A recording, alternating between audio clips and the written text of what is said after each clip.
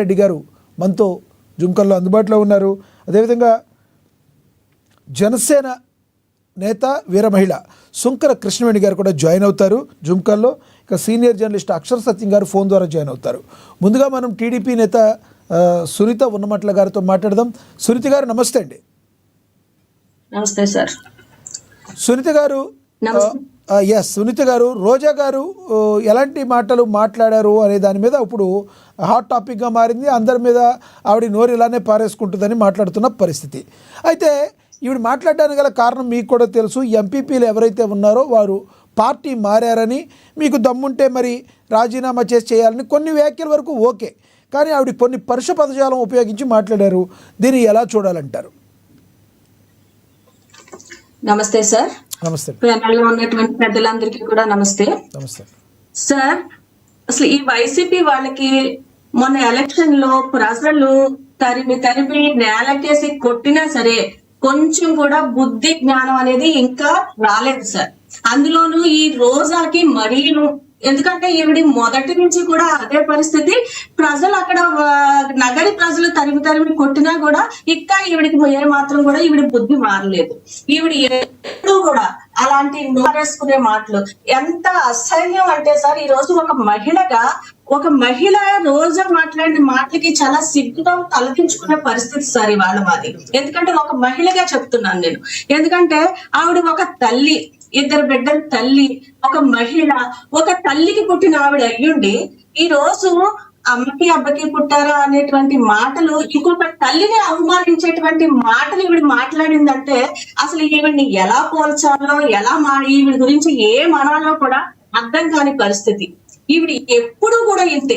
ఎందుకంటే ఈవిడ మాట్లాడిన ప్రతిసారి కూడా మేము అనుకుంటూ ఉంటాం సార్, ఏంటంటే ఈవిడ ఇంతకంటే దిగజారి మాటలు మాట్లాడదలే, ఇంత అసహ్యంగా మాట్లాడింది అనుకున్న ప్రతిసారి కూడా అంతకంటే అసహ్యకరమైన మాటలు మాట్లాడి ఎంతకంటే నేను దిగజారిపోగలనని ఆవిడ ఎప్పుడు నిరూపించుకుంటూ ఉంటది. ఈ రోజా ఎంత ఆవిడ ఒక ఎమ్మెల్యే చేసింది, ఒక మంత్రిగా ఉంది, కొన్ని అక్కడ లక్షల ప్రజలకు ఆవిడ ప్రజాప్రతినిధిగా ఉంది. అప్పుడు మరి అలాంటి మనిషి అక్కడ సమాజానికి గాని రాష్ట్రానికి గాని ఎలాంటి సందేశం ఇస్తుంది ఇలాంటి మాటలు మాట్లాడి? ఇందాక మీరు ఒక మాట అన్నారు సునీత గారు ఇందాక మీరు మాట అన్నారు, వైసీపీ నేతలు అన్నారు, వైసీపీ వాళ్ళు అన్నారు. వైసీపీలో కొంతమంది ఇలా మాట్లాడతారు, మంచిగా మాట్లాడే వాళ్ళు కూడా ఉన్నారు. ఇది పక్కన పెడితే టీడీపీలో కూడా దారుణంగా మాట్లాడే వాళ్ళు కొందరు లేరంటారా? మరి వాళ్ళ గురించి కూడా మీరు ఏం చెప్తారు? ఎవరికైనా ఇదే వర్తించుదని చెప్తారా మీరు? అంతెందుకు ఇప్పుడు స్పీకర్గా ఉన్న మీ అయ్యన్న పాత్రుడు కూడా పరుష పదజాలం వాడిని కోకొల్లలుగా ఉన్నాయి కాదంటారా? మీరేమంటారు? ఏ పార్టీలకి సంబంధం లేకుండా మాట్లాడాలంటారా, లేదంటే రోజా గారి గురించి అంటారా?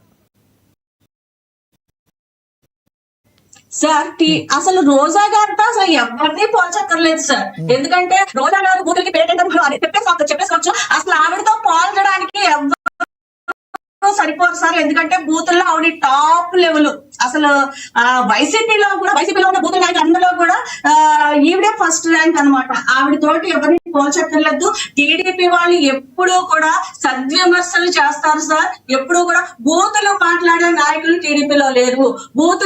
వైసీపీలో 99% బూతులు మాట్లాడే నాయకులే ఉంటారు. మీరు ఒక్కసారి నాయకులందరినీ కూడా మీరు చూసుకుంటే మనకి అర్థమవుతుంది. ఒక విషయం, ఈవిడ మాట్లాడే మాటలు ఈ రోజు ఎంత బాధాకరంగా ఉన్నాయంటే, ఒక తల్లిని అవమానించే మాటలు. ఒక మహిళగా నేను దీన్ని నొక్కి చెప్తున్నాను.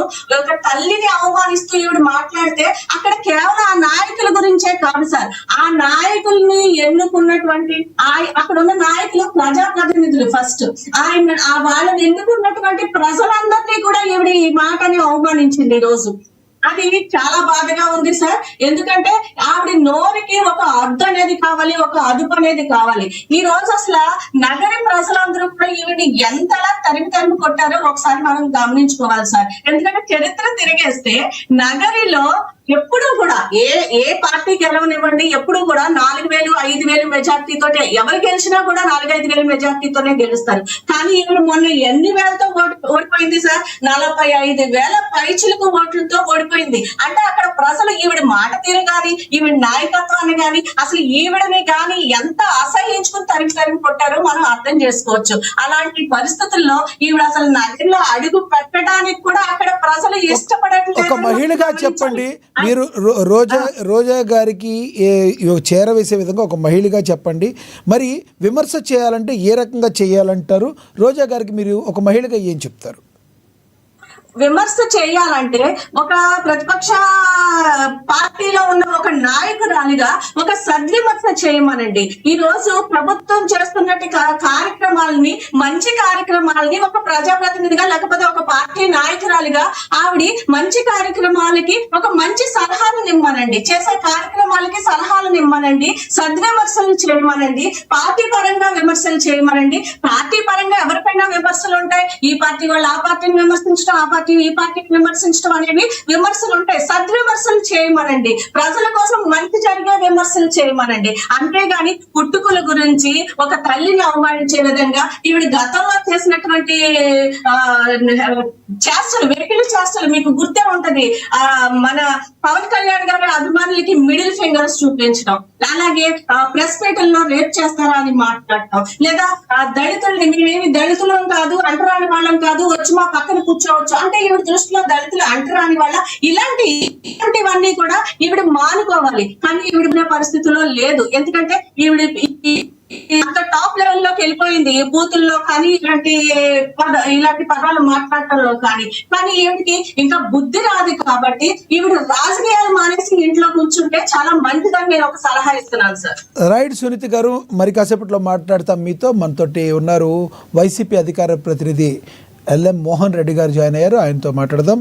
మోహన్ రెడ్డి గారు నమస్తే సార్. నమస్కారం అండి. మీకు ప్యానెల్లో పాల్గొన్న పెద్దలకు, చూస్తున్న వీక్షకులకు అందరికీ పేరున హృదయపూర్వకంగా నమస్కారాలు. మోహన్ రెడ్డి గారు, రోజా గారు ఏం మాట్లాడారు ఒకసారి ఆవిడ మాట్లాడిన పదాలు నేనైతే పలకను, కానీ ఒక బయటలాగా అయితే ఆడియో అయితే ప్లే అవుతుంది, ఒకసారి అయితే